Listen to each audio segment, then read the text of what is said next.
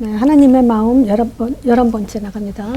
오늘은 언약의 하나님이란 제목으로 말씀을 나눌 건데요. 하나님의 마음은 여러 가지로 지금 말씀을 드렸어요. 자, 오늘은 하나님의 마음은 자, 약속을 잡아라.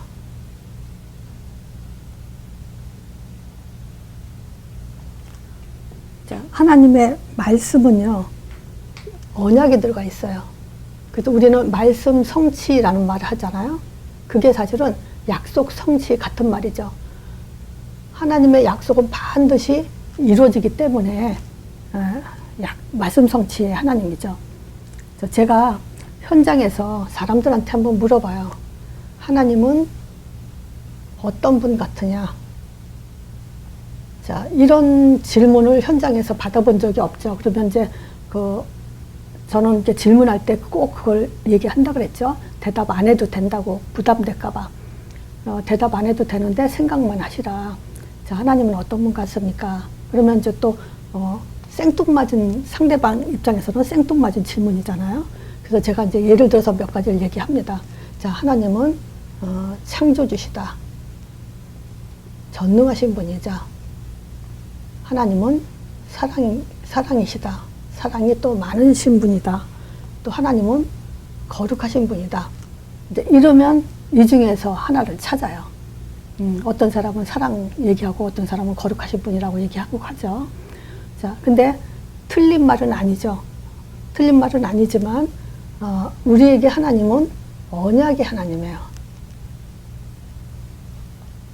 자, 이 언약의 하나님이 약속을 성취하기 위해서 때로는 창조주로 우리한테 나타나시기도 하고 전능하신 하나님으로 나타나시기도 하고 때로는 사랑의 하나님으로 때로는 거룩하신 하나님으로 나타나시기도 하는 거예요. 자, 그러니까 창조주 전능 사랑 요것은 어떤 면에서 나와 상관없을 수가 있어요. 하나님 관계에서. 그렇지만 언약을 잡았을 때는 이제 나와 하나님과의 언약 관계가 됐기 때문에 이제 우리 입장에서는 약속을 잡는 것이 바로 하나님과 관계를 성취시키는 거죠. 관계가 회복되는 거죠. 그래서 우리 입장에서는 언약의 하나님이시다. 이제 이렇게 뿌리를 내려야 됩니다. 제가 그래서 이 언약의 내용 중요하고요. 또 언약의 확실성. 이 확실성을 가지고 성경을 이렇게 뭐랄까 사역할 때마다 이 성경부터 몇 가지를 달달달달 사람들한테 해요. 왜냐 초등학생들만 하더라도요. 언약의 하나님 저 히브리서 저기 6장 13절에서 20절이요. 저거 달달달달 외워도 너무 좋아요. 진짜 그것이 우리한테 믿음의 뿌리가 굉장히 잘 내리는 그런 이제 성경들입니다. 그래서 하나님이 약속을 주시고 그 약속을 성취시킬 때는 반드시 이루십니다. 이 믿음이 들어가야 우리는 말씀에 힘이 확신이 들어갈 수가 있죠. 자, 하나님은 창조주로 전능하신 하나님으로 사랑으로 거룩하게 나타나시는 것은 다 무엇 때문이냐? 창세기 3장 1절에서 6절 인간의 근본 문제를 해결하기 때문이에요. 이 근본 문제 때문에. 자, 그래서 우리가 언약을 잡았을 때는 이 문제에선 빠져나오는 그런 상태가 되죠. 자, 그래서 언약의 내용 이제 뭐겠습니까? 하나님이 최초에 주신 말씀이 뭐죠? 선악과 먹지 말아죠. 자, 선악과 먹고 나서 우리에게 원시복음이라고 해요. 창세기 3장 15절에 최초에 주신 말씀이죠. 자, 여기서 여자의 후손이란 말 있죠. 우리는 그냥 여자의 후손 이렇게 말하지만요. 사단은 이 말을 굉장히 무서워해요. 아주 박살나는 단어죠, 이 말이. 여자의 후손이란 말은 곧 남자의 후손 아니란 얘기예요. 죄의 후손이 아니란 얘기예요. 그러면 뭐죠? 성령으로 잉태된 하나님의 아들이란 얘기예요. 그렇기 때문에 여자의 후손, 지금 보세요. 이 여자의 후손이 어떤 말인지 알고 하는 사람과 그냥 여자의 후손 이런 거하고는 천지 차이죠. 신앙의 깊이가, 뿌리가. 그래서 이 메시지를 계속 들으면서 우리가 차곡차곡 영적으로 행복하게 자라야 되는 이유가 바로 그거예요. 또 들으셔야 돼요. 여자의 후손이란 말은요, 남자의 후손이 아니란 얘기고, 남자의 후손이 아니란 말은 죄인의 후손이 아니란 얘기예요. 그러면 사람의 후손도 아니고 죄인의 후손이 아니라는 것은 뭐겠습니까? 성령으로 잉태된 하나님의 아들이란 얘기예요. 근데 이 여자의 후손이 뭐죠? 뱀의 머리를 상하게 한다. 그리고 그는 그의 발꿈치를 상하게 한다. 그리스도 사역이죠, 이것이. 자, 이 언약을 가지고요, 하나님은 본격적으로 아브라함을 불러서 이제 그 언약의 조상으로 시작을 하시죠. 자, 근데 이 언약을 주고서는 출애굽 3장 18절이요. 희생제 드리러 가라. 왜 희생제 드리러 가라 하죠? 가나안 땅 가라. 그래서 구약의 언약은요, 여자의 후손 창세기 3장 15절과 가나안 땅 이 두 가지입니다. 자, 그래서 아브라함을 불렀을 때 창세기 12장이죠. 창세기 12장. 자, 아브라함을 부르시면서 아브라함에게 약속하신 것이 있어요. 그래서 하나님이 창세기 3장 15절을 성취시키기 위해서 실질적으로 시작한 것이 바로 아브라함을 부르시면서 시작되죠. 자, 아브라함 부르면서 제일 먼저 하신 말씀이 뭐냐? 본토, 친척, 아비집을 떠나라죠. 자, 이걸 가지고 제가 뭐라 해야 되냐면요, 버리는 훈련부터 돼야 돼요. 버려야 새 것이 들어가죠. 내가 있는 그 상태, 원래 우상숭배했던 상태, 나만 내가 자기 자신이 우상이 되었던 그 상태에서 아무리 복음을 받아도요, 그거는 복음이 될 수가 없어요. 바꿔줘야 되죠. 자, 그래서 우리는 버리는 훈련이 돼야 됩니다. 본토는 우상이 아브라함은 이 본토가 우상의 도시죠. 우상에서, 친척, 동기에서, 아비집, 배경에서 싹 다 버리는 훈련. 그래야 비로소 이제 언약이 들어가요. 요 언약만 들어가게 하시는 거예요. 자, 그러면서 창세기 12장 2절에 보장을 해주죠. 본토 친척 아비집을 떠나라면서 내가 너로 큰 민족을 이룬다. 그리고 내게 복을 주겠다. 복의 근원이 되게 하겠죠. 그리고 너를 축복한 자에게 내가 축복하고 너를 저주한 자에게 내가 저주한다. 완전히 모든 것을 보장해 주겠다고 약속을 하죠. 그러니까 이 약속은 또 뭐죠? 언약, 가나안 땅 가라는 거예요. 내가 지시할 땅으로 가라는 거예요. 그러니까 버리는 훈련 속에는 뭐가 들어가죠? 하나님의 언약이 들어가고요. 그 다음에 또 한 가지 언약은 뭐냐면 가나안 땅 가는 언약이에요. 이것이 지금 아브라함에게 주신 그 첫 번째 메시지예요. 그래서 아브라함 부르심, 이거는 나를 부르심과 똑같은 거예요. 이걸 왜 기록해 놨겠어요? 우리를 지금 이렇게 불렀다는 거예요. 그래서 내가 곧 아브라함이다. 복의 근원이고요. 하나님이 가나안 땅 가라는 그 가나안 땅에 가는 그 인생을 살아가는 사람이라는 것을 잊으시면 안 됩니다. 그것이 뿌리가 잘 내려져야 돼요. 그래서 이 언약의 확실성은요, 하나님이 아브라함에게 본토 친척 떠나서 가나안 땅 가라. 내가 지시할 땅으로 가라. 그러면 너를 큰 민족이고 내가 복을 주고 너를 축복한 자 내가 축복하고 내가 저주한 자 너를 저주한 자 내가 저주한다고 대신 이제 모든 것을 보장해 줬잖아요. 그러면 이걸 가지고 그냥 이랬구나. 하나님은 그렇게 하지 않았어요. 여기에 더 확실성을 주기 위해서 하나님은 또 창세기 15장 이걸 가지고 횃불 언약, 즉 말하자면요, 우리가 말로 서로 약속하고요, 예를 들어서 내가 어떤 집을 살려고 그래요. 또 어떤 사람은 또 그 집을 팔려고 그래요. 그러면 서로 내가 사겠다, 나는 팔겠다 해서 말로다가 하지 않죠. 거기다 뭐죠? 계약서를 쓰잖아요. 그건 마찬가지예요. 하나님도 아브라함에게 어떻게 해라 그래 놓고서는요, 그냥 놔두질 않고 약속을 확실하게 해준 것이 바로 이 헷불 언약이에요. 창세기 13장엔 롯과 헤어지죠. 롯이 이제 어딜 선택하죠? 소돔과 고모라 성을 선택하죠. 거길 선택한다는 것은 뭐냐면 언약의 땅을 떠나는 거예요. 가나안 땅에 있다가 이제 그 재물이 서로 동물도 많아지고 하는 바람에 이제 그 종들이 다툼으로 인해서 이제 아브라함이 시간표가 됐죠. 아, 롯과 헤어져야 되겠다. 자, 그러면서 이제 롯과 헤어질 때 네가 선택하는 대로 나는 반대쪽으로 가겠다. 이렇게 얘기하면서 저 롯한테 선택하라는 것이, 롯이 어딜 선택하냐? 소돔과 고모라 성을 선택하죠. 그 14장에 있죠. 재수 없이 거기에 이제 포로로 끌려가요. 그 소돔과 고모라 성에 5왕, 4왕, 요 팀들이 짜져가지고 전쟁을 일으키는데 그 속에서 재수 없이 이제 포로로 끌려가게 되죠. 그때 이제 아브라함이 가병 318명을 데려가서 롯을 이제 끄집어 오죠. 자, 그리고 나서 이제 15장에 이상 중에 하나님이 아브라함한테 나타나서 그죠? 나는 너의 방패고 큰 상급이다. 두려워하지 말라. 이 얘기를 하죠. 방패고 상급이다. 그랬을 때 아브라함이 무슨 얘기를 하냐면요. 하나님이 나를 지켜준다는 건 믿었어요.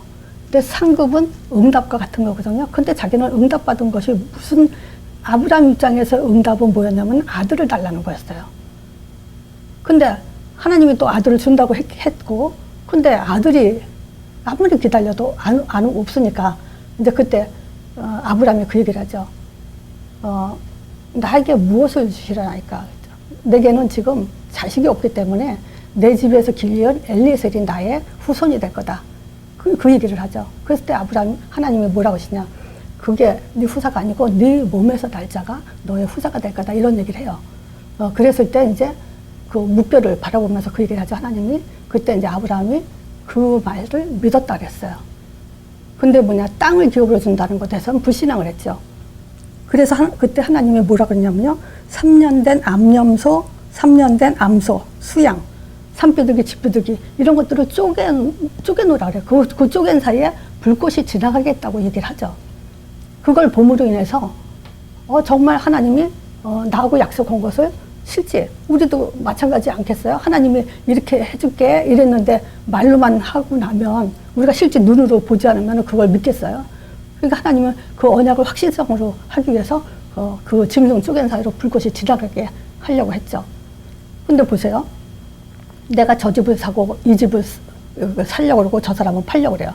근데 둘 다 그것이 계약서에 써서 체결이 돼야 그 사고 팔고 하지만 만약에 저쪽에서 안 판다 또는 내 쪽에서 내가 안 사겠다 그러면 그거는 파괴되는 거예요. 약속이 파괴되는 거죠.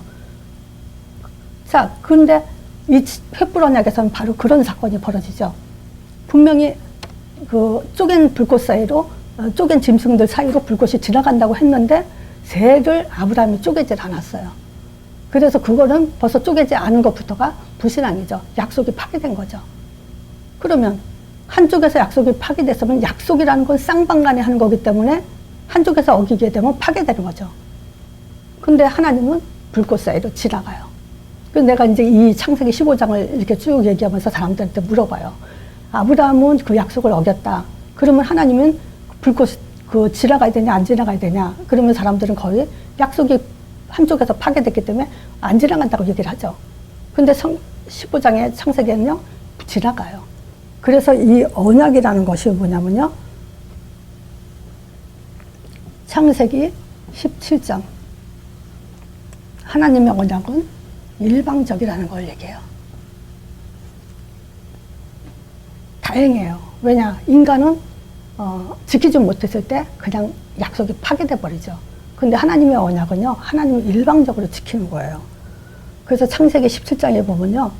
내가 내 언약을 이렇게 얘기해요.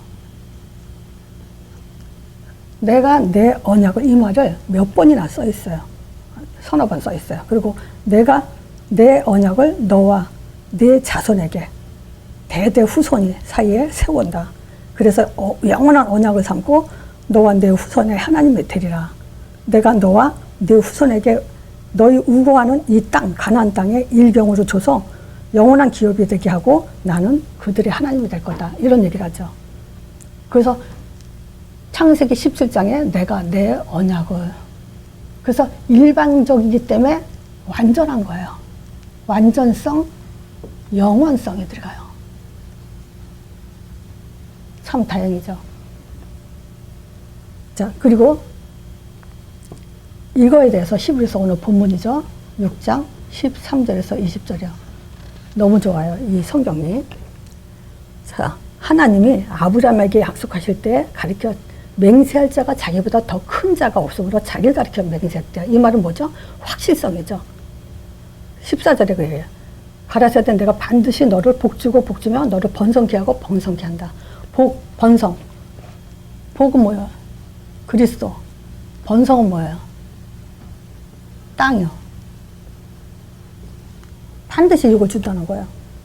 그러면서 뭐라 하냐? 저가 이같이 오래 참아 약속을 받았다 그래요. 아브라함이 오래 참아서 약속을 받았죠. 근데 16절에 이런 얘기를 해요. 사람들은 자기보다 더 큰 자를 가리켜 맹세하니 맹세는 저희 모든 다투는 일의 최후 확정이다. 그렇죠. 서로 싸우다가 우리가 싸우지 말자. 그리고 서로 약속하고 맹세하고 뭐 피로 혈세 쓰고 막 이러죠. 그러면 그건 약속은 최후 확정이 된다는 거예요. 자, 근데 17절에 또 얘기를 해요.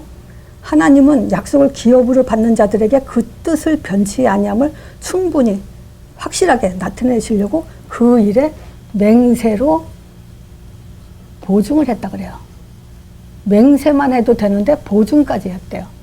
하나님의 언약은요, 십자가 맹세예요. 보증은 성령이에요. 성령으로 보증을 해요. 하나님의 언약이요. 자, 그러면서 여기서 또 더 중요한 것은 뭐냐면 하나님은 거짓말, 18절에 그래요. 이는 하나님이 거짓말 하실 수 없는 두 가지 변치 못할 사실. 그래서 우리의 언약은 이 두 가지예요. 없다는 거 아니에요. 이 두 가지가 뭐냐? 그리스도와 전도예요. 지금으로 말하자면. 그때는 아브라함한테 그리스도, 너를 통해서 내 자손, 메시아를 보내겠다. 그리고 가나안 땅을 기업으로 주겠다. 이 얘기예요. 지금도 똑같아요. 우리에게 언약은 이 두 가지밖에 없어요. 이걸 뭐죠? 거짓말 하실 수 없는 이 두 가지 변치 못할 사실. 이거는 영원히 변하지 않는 그 사실이에요. 그런데 우리는 앞에 있는 소망을 얻으려고 피해가죠. 그래서 하나님이 소망이 얼마나 영원한 닭같이 튼튼하고 견고하냐 하면은 예수 그리스도를 시장 안에 들어가서 피 흘리게 하셨다는 거예요. 그래서 우리의 언약은 뭐냐? 예수 그리스도가 언약이라는 거예요. 그래서 제가 그 언약 잡아라 그러면 어떻게 잡는 건지 설명하라고 그 얘기를 해줬죠. 자, 하나님은 영이시기 때문에 보이지 않잖아요. 근데 우리 인간과 하나님이 만나줄 때는 직접 만나주지 않고 예수 그리스도 통해서 만나준다고. 그래서 하나님은 예수 그리스도를 통해서 인간을 만나줄 때 우리에게 구원을 주신다. 하나님은 반드시 예수 그리스도 약속으로, 그리스도 약속으로 우리에게 인도하신다고 약속하셨다. 그래서 신자의 축복 7가지를 하죠. 그래서 예수 그리스도 이름으로 우리에게 응답하신다고 약속하셨다. 자, 우리에게 예수 그리스도 이름으로 흑암이 꺾는 권세가 나간다고 약속하셨다. 권능. 또 예수 그리스도 이름으로 우리가 영접했을 때 하늘의 시민권을 갖게 되죠. 그렇게 약속하신 거예요. 그래서 예수 그리스도가 약속이에요. 자, 그래서 히브리서 6장 13절 20절 요거는 정말 달달달달 외우면 더 좋은 내용이죠. 그래서 우리가 멜기세덱의 반차를 쫓아, 이 말은 뭐죠? 멜기세덱은 멜기세덱은 제사장이죠. 근데 이 멜기세덱에 대해서 뭐라고 기록해놨냐면요, 부모도 없고 어디서 낳고 이제 전혀 아무도 알지 못한다 그래요. 그래서 예수 그리스도의 그림자다라고 얘기를 하죠. 자, 근데 이때 멜기세덱이 지금 언제 등장하냐면요, 창세기 14장에 등장하죠. 아브라함이 가병 318명을 데리고 와서 이제 승리를 이끌고서 이제 갈 때 멜기세덱한테 축복기도를 받아요. 그리고 멜기세덱한테 11조를 내고. 그래서 아브라함, 그때 당시 아브라함보다 더 높은 사람은 없어요. 근데 그 아브라함이 멜기세덱이라는 사람한테 축복기도를 받는다는 거예요. 그래서 이 사람이 제사장이에요. 자, 이 멜기세덱의 반차를 쫓아 예수님이 대제사장이 됐다. 이 얘기는 뭐냐면, 이걸 왜 히브리서에 20절에 기록을 해놨냐면요. 예수님은 제사장 지파가 아니에요. 그 사람들이, 유대인들이 무슨 예수가 제사장이냐. 그리고 이제 뭐 시비를 걸까봐 벌써 이 기록을 다 해놓은 거예요. 자, 멜기세덱이 제사장이었잖냐. 이때는 제사장 세운 시대가 아니죠. 창세기 그 14장, 그러면 50장까지 있고요. 또 출애굽기가 있죠. 출애굽기. 모세가 출애굽하면서 이제 누가 첫 번째 제사장을 세워지냐면요. 형 아론이 첫 번째 제사장이에요. 그때 되면 이거 1000년 세월이 지난 때인데. 그러니까 그 사람들한테 이미 아론이 제사장 세워지기 전에 제사장이 있었다냐 이거예요. 그 멜기세덱의 반차를 쫓아서 대제사장이 됐다 이 얘기를 하죠. 그러니까 성경은요 이렇게 알고 보면 정말 기가 막혀요. 1.1에 뭐 하나 흠이 없을 정도로 완벽하게 기록이 되어 있어요. 자, 언약의 확실성. 지금 초점은 요 얘기를 하는 거예요. 진짜 자신을 걸고 두 가지 변치 못할 사실, 그 자손과 땅이죠. 그리고 예수 그리스도가 우리의 언약의 중보자라는 것에 대한 확실성을 얘기했죠. 또 여기에서 언약의 확실성은 제가 다니엘서 6장 8절에 요것도 참 기가 막혀요. 다니엘이 지금 다리오 왕이 다니엘을 얼마나 신임하고 있었는지 우리가 이제 잘 아는 내용이죠. 그러니까 이제 그 다니엘이 모든 그 총리 중에서도 최고의 총리로 세우니까 그 총리들과 방백들이 시기 질투로 이제 그 다니엘의 흠을 찾아서 이제 뭔가 없애려고 이제 계획을 했는데 흠 잡을 곳이 없다고 이제 얘기하죠. 너무너무 허물이 없을 정도로 다리오 왕한테 충성되고 칭찬받는 사람이죠.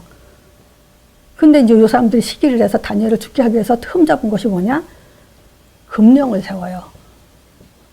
무슨 금령이냐? 왕 외에 다른 신에게 기도하는 것. 이것을 함께 되면 그 한 달 동안에 사자굴에 죽이는, 처형시키는 그런 금령을 세우죠. 근데 이게 어떤 식의 금령이냐? 메대와 바사라는 그 나라에서는요, 그 규례가 있어요. 말하자면 한 번 결정하면 고치지 못하는 금령이에요. 그래서 여기에 금령에 조서를 쓰게 하죠. 그럼 이 조서의 어인, 도장을 딱 찍고 나면요, 왕도 못 바꾼다는 거예요. 그러니까 이제 나중에 잡혀온 거 보니까 그 다니엘이 잡혀왔잖아요. 그 성경 보면요, 6장 보면 다리오 왕이 그냥 다니엘을 살리고 싶어서 잠을 못 자가면서 고민을 했어요. 근데 이 사람들이 와서 그 얘기를 해요. 입에 지금 메대와 바사의 규례를 따라서 다시는 고치지 못하도록 한 거 아니냐. 그러니까 뭐냐? 왕도 바꾸지 못한다. 한 번 정한 규례, 법, 요거는 바꾸지 못한다. 그래서 요 얘기는 무슨 얘기냐면 하나님의 언약은요, 하나님이 한 번 정했기 때문에 영원히 바꾸질 않아요. 자, 그래서 우리가 언약의 실체, 이제 우리가 꼭 잡아야 될 얘기죠. 마태복음 1장 1절. 아브람과 다윗의 자손 예수 그리스도의 세계라. 그리고 족보가 나오죠. 자, 아브람은 뭐죠? 언약의 조상의 줄기를 따라서 다윗의 자손, 그러면 왕권을 가지고 오신 분이라는 거예요. 그 예수 그리스도가 지금 누구죠? 예수, 즉 하나님의 아들. 자, 예수님이 이 땅에 오셔서 제일 먼저 하실 일이 무엇일 것 같아요? 하나님이 예수님을 이 땅에 보내서 제일 먼저 하실 일이 뭐일 것 같습니까? 아들을 증거하는 거예요. 요한복음 1장 18절에 보면요. 그 14절에 그 얘기하죠. 말씀이 육신이 돼서 우리 가운데 거하시면 우리가 그 영광을 보니까 아버지의 독생자 영광이고 은혜와 진리가 충만하다. 근데 본래 하나님을 본 사람이 없을 때 독생하신 하나님이 나타났다. 요게 그 요한복음에 기록이 돼 있죠. 자, 누가복음 2장 11절, 12절에는 누가 증거하냐? 천사들이 증거해요. 뭐라고 증거하냐? 오늘 다윗 동네에 너희를 위하여 구주가 나셨으니 곧 그리스도 주시니라. 너희가 가서 강포에 쌓여 구유에 넣인 이 아기를 부르니 이것이 너희에게 표적이 되리라. 하나님의 표적이 된다. 표적이다. 그래서 우리는 하나님의 표적을 믿는 거지 하나님을 믿는 게 아니에요. 하나님이란 증거를 믿는 거지 하나님을 믿는 게 아니에요.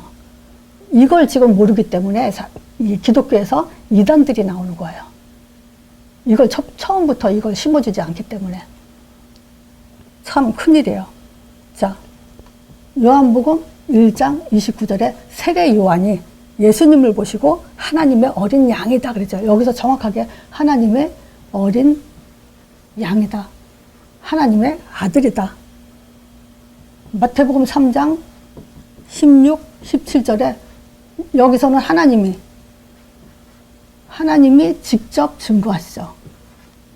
세례 받으시면 물에 올라오실 때 하늘문이 열리고 성령이 비둘같이 역시면서 하나님이 그러시죠. 이는 내 기뻐하는 아들이라고.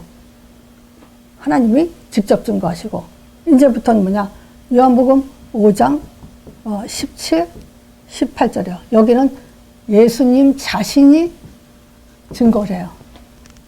아버지가 이제까지 이러니 나도 이란다 얘기하죠. 그랬더니 유대인들이 깜짝 놀라가지고 네가 어떻게 하나님을 아버지라 해가지고 하나님과 동등됨을 취하려고 하냐. 유대인들은 그걸 알아요. 하나님의 아들 그러면 곧 하나님이란 말을 알아요. 그러면서 참남하다 그래서 이것 때문에 참남죄를 받게, 참남죄라는 그런 그걸 받죠. 참남죄는 뭐냐? 하나님을 모독하는 죄예요. 네가 어떻게 하나님 아들이라고 해가지고 하나님과 동등됨을 취하려고 하냐. 그러면서 참남하다 그래요. 요한복음 12장 44, 45절에도 예수님이 직접 나를 믿는 건 날 믿는 게 아니고 하나님을 믿는 거다. 나를 보내신 자를 믿는 거다. 그리고 나를 본 자는 아버지를 봤다. 이렇게 자신이 진짜 증거해요. 이 내용이요. 정말 하나님을 안 봐도 정말 하나님이란 증거를 가지고 우리가 하나님을 보는 거구나. 하나님을 믿는 게 아니고 하나님이란 증거를 가지고 하나님을 믿는 거구나. 이게 딱 이렇게 뭐랄까 뿌리 내려져 있어야 돼요. 첫 번째 이것부터 우리는 배우고 들어가야 돼요. 그래서 신앙생활의 제일 첫 번째를 내가 첫 단추라고 얘기하죠. 첫 단추부터 하나님이란 증거를 갖지 못하고 시작하면요 헤매요. 믿으면서 신앙생활하면서 기도하면서 예배드리면서 갈등이 많아요. 그 예수님이 뭐 했습니까? 십자가에서. 이 십자가는 뭐예요? 구원의 증표예요. 어느 종교가 수만 가지죠? 그들의 종교의 구원의 증표가 어디 있습니까? 뭡니까? 여호와 증인들은요, 어떻게 구원받냐? 하여튼 십자가 예수 믿고 구원받는다고 얘기해요. 예수님의 십자가에 우리 죄를 위해서 죽었다 그렇게 얘기해요. 근데 뭐냐? 예수님은 하나님은 아니라 그러게 돼요. 아들이라 그래요. 그것도 틀린 거죠. 예수님의 신성을 부정하면 구원 받을 수가 없죠. 왜냐? 구원은 하나님만 주실 수 있는 거기 때문에. 그리고 사랑의 증거죠. 하나님이 나를 사랑하느냐. 물론 하나님 형상을 가지고 제가 얘기했죠. 하나님 형상이란 그 말은 곧 하나님이 나를 사랑한다는 증표다. 이 얘기 많이 했어요. 그리고 십자가가 사랑의 증표죠. 로마서 5장 8절에 기록되어 있죠. 우리가 아직 대언됐을 때 그리스도께서 우리를 위하여 죽으심으로 하나님께서 우리에 대한 자기 사랑을 확증했다 그래요. 자, 언약의 실체. 즉 하나님의 언약은 사실이에요. 이것이 예수님의 탄생과 시작부터 하신 모든 것들이 우리에게 약속이 되고 있어요. 자, 그리고 부활하셔서 사단 권세를 완전히 깨뜨리셨죠. 자, 그리고 이제 예수 이름을 부르는 자, 성령을 우리에게 주시죠. 자, 근데 예수 이름으로 이제 약속한 것이에요. 두 가지. 요 위에 것은 뭐냐면 한마디로 말하면요. 그리스도 사역이에요.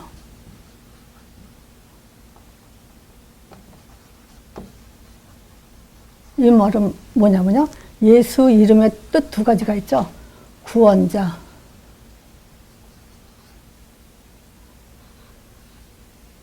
두 번째, 임마누엘. 이건 뭘로? 성령으로. 내주. 이걸로요. 그래서 예수 이름 부를 때 하나님의 아들이 누구예요? 십자가에 죽으신 분, 부활하신 분이 누굽니까? 예수잖아요. 그 예수 이름을 영접하는 순간에 우리는 하나님 자녀가 되죠. 그래서 이 예수 이름을 약속한 두 가지가 뭐냐면 구원과 임마누엘이에요. 자, 근데 임마누엘은 구원으로 끝난 게 아니죠. 우리에게 그 임마누엘을 통해서 권능으로 우리에게 땅끝까지 가도록 했죠. 그리고 땅끝이라는 거예요. 이제 한계가 없어요. 우리의 증인된 삶을 살 때는 이제 한계 없는 응답 속에 살게 돼 있죠. 자, 그러면 우리가 오직 성령 권능이요. 우리가 땅끝까지 증인되기 위해서 받아야 될 응답이 있어요. 그것이 바로 사도행전 2장 응답이에요.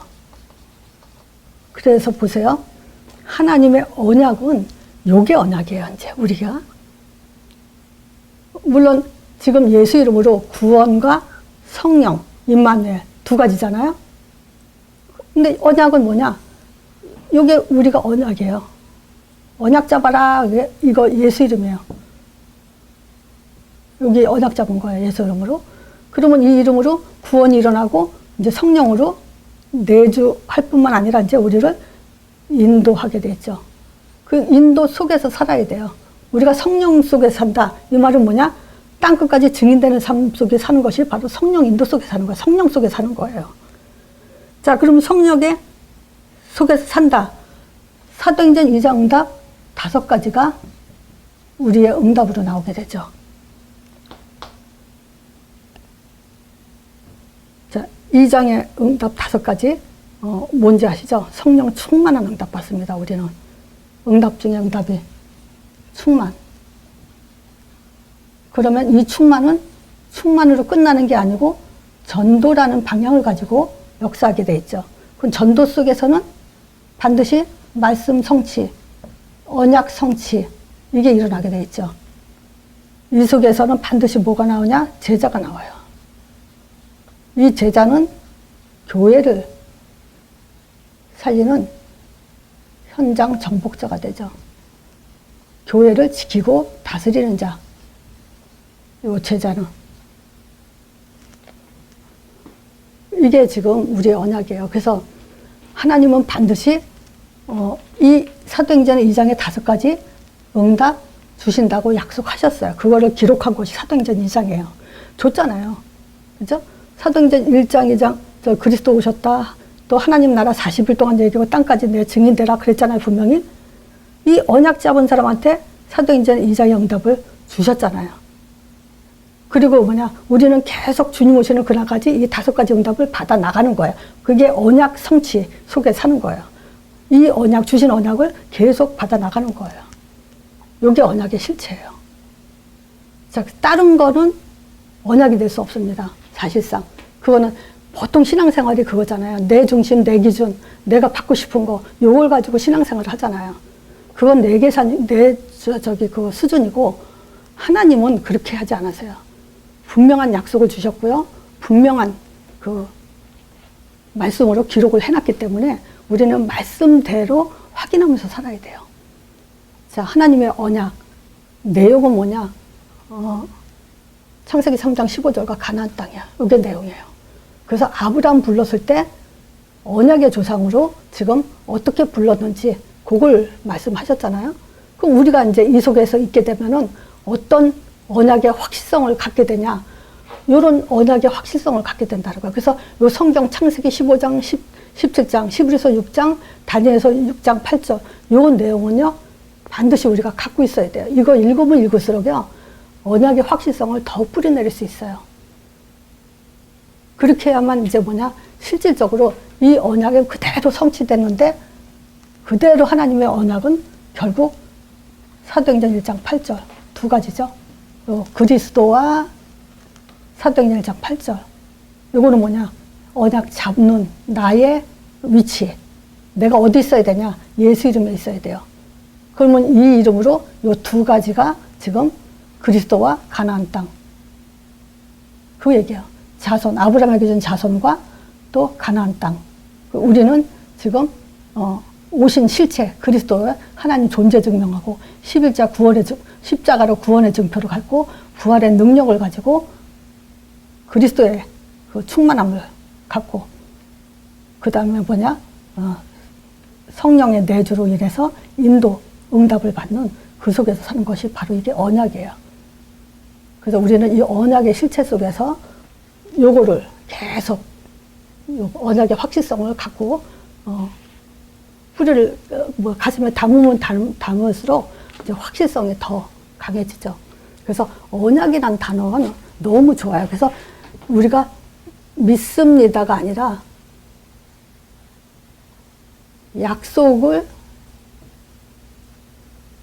믿습니다가 더 맞는 얘기예요. 그렇잖아요. 내가 믿는다. 그거 하나님이 약속하신 것을 믿는다. 믿음 자체가 수준이 달라지죠. 자, 우리 하나님은요, 언약의 하나님이세요. 그럼 언약이 뭐냐? 내용을 알아야 되겠죠. 그리고 우리 신앙생활은 뭡니까? 언약의 확실성을 자꾸 뿌리내리는 거예요. 그러다 보면 정말 언약의 실체 속에서 우리가 오늘 또 그 모든 문제 속에서 현재 미래까지 갈 수 있는 그런 답이 되죠. 그래서 이렇게 내가 답이 나지 않으면요, 우리 그 후손들 또 그 우리 교회의 자녀들 이런 아이들을 살릴 수가 없어요. 그래서 하나님의 마음은 약속만 잡아라. 그 약속이 얼마나 큰지, 너희들에게 얼마나 큰 믿음을 뿌리내리게 해주는지 그걸 가지라는 것이 하나님 마음 중에 진짜 중요한 마음이라고 저는 믿습니다. 그래서 하나님의 마음은 약속 잡아라. 그 약속을 잡기 위해서는 내용과 확실성과 실체를 알아야 됩니다. 자, 오늘 말씀 이걸로 마칩니다.